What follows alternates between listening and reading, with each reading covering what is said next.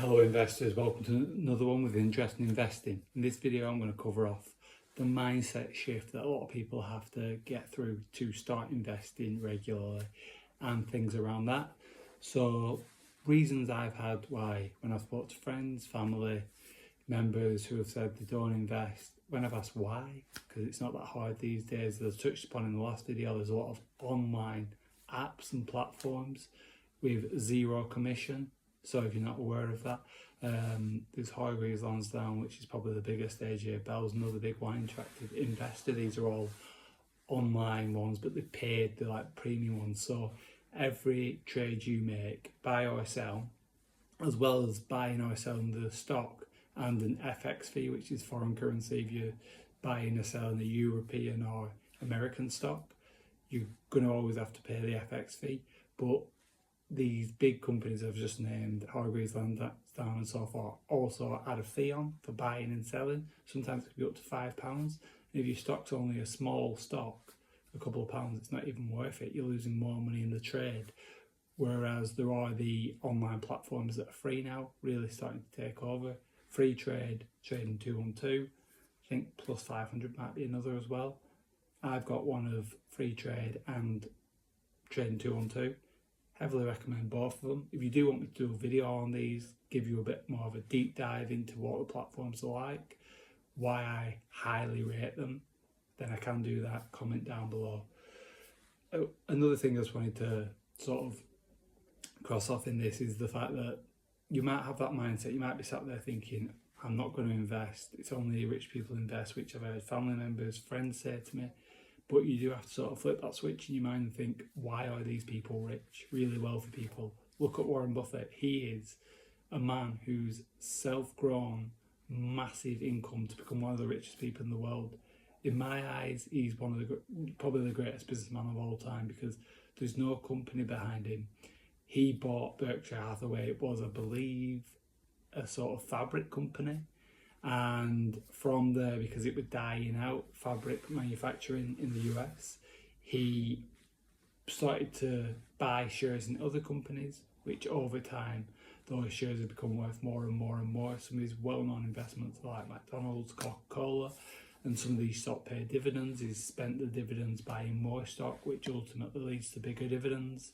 And it's a snowball effect. And over time, from the 60s, 70s, these companies have become massive household names compared to how they were back then. They were still fairly big, but that compounding interest over time, again with the dividends, has absolutely snowballed them.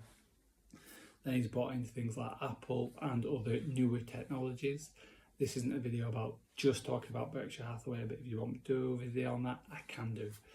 Anyway, to get back to the nuts and bolts of it, I think that you have to have that mindset shift where you think, I'm just going to start investing. I started, and every month that I get paid, I siphon off X amount and buy some stocks with it. I buy, as I've touched upon before, a couple of shares in the S&P 500, because I feel that's a fail-safe. 500 companies aren't going to go bankrupt, especially when the biggest 500 in America are absolutely Goliaths. So that is around that, if you will. And I did want to make a little correction from my last video. So I said the FTSE 250 was the 250 biggest companies in the UK. That's incorrect. I do apologise. I think the sun had got a bit to me on that day. So that's actually a company 101 to 350. So that's 250. That's why that's index known as mid caps, because they're not the biggest companies in the UK. Again, the FTSE 250, sorry, the FTSE 100 is the biggest 100 companies in the UK. Some of the companies in the FTSE 250, again, mid caps that you may be aware of, Deliveroo and Boohoo. There are obviously other companies. Those are the two that stood out to me as more household names people will be aware of. But it's that size of company that comprises up the FTSE 250. And just to reiterate, that's companies 101, so just outside FTSE 100, down to 350. That's why it's the 250 and the mid-cap stocks. Another thing I just wanted to sort of cover over and go off, if you will, is just the compounding effect. So I don't think that anyone's going to start investing and get rich overnight. It's not that. It's not a compound. It's not a sort of get quick rich scheme. Investing is just that you invest the money, you give it the time to sort of marinate and build up, and then over time you're going to get a lump sum at the end, which if you look at the S&P 500, for instance, since 2020, so the COVID year, to today, we're now in August 2025 as I film this. In that time, that index has gone up over 90%. So 5 years, 90%. That's why I see it as incredibly safe. But obviously I'm based in the UK, and if you were to try and get that return from anything else, think of bank savings accounts, interest, you're not going to get it. You're not going to get a 90% return in 5 years. And that's not to say that in the next 5 years it will expand or grow by 90% again. As we know, like, history isn't a predictor of the future. It can be used as a ballpark figure and an idea of what you could get in the future, but I'd rather be investing in that in case it does return something similar, even if it's not as substantial. If it's slightly smaller, then I would be happy with that, because I know I've worked hard for my money and I've put my money to work hard for me. So it's repaying that hard work I've put into earn money from my career, and then funneling it into there, and then in the future that's gonna pay me off, and I'll be looking back at myself. I always think this, I know it sounds a little bit cheesy, but I say you want to do actions today that the future you will thank you. So the future you will look back at you now through your memories and just think, I'm so glad I made that decision when I did.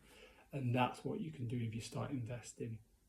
Again, I'm not a financial advisor, just to make that clear. I'm sure I touched upon it in the last video.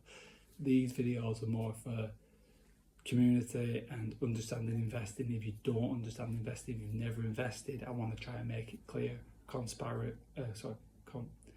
concise and transparent, so people can understand what they're doing, why they're investing, what returns they could potentially get, what to invest in. But again, I'm never going to sit there and say invest in this stock. It's a 10 bagger.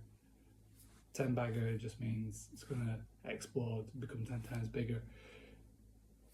I think that's it for this video, but I am just going to wrap it up with, I am a huge football fan, so as the season's starting shortly, football prediction for next year, so we know Liverpool won the league, PSG won the Champions League, Arsenal finished second for a third year. That's shocking.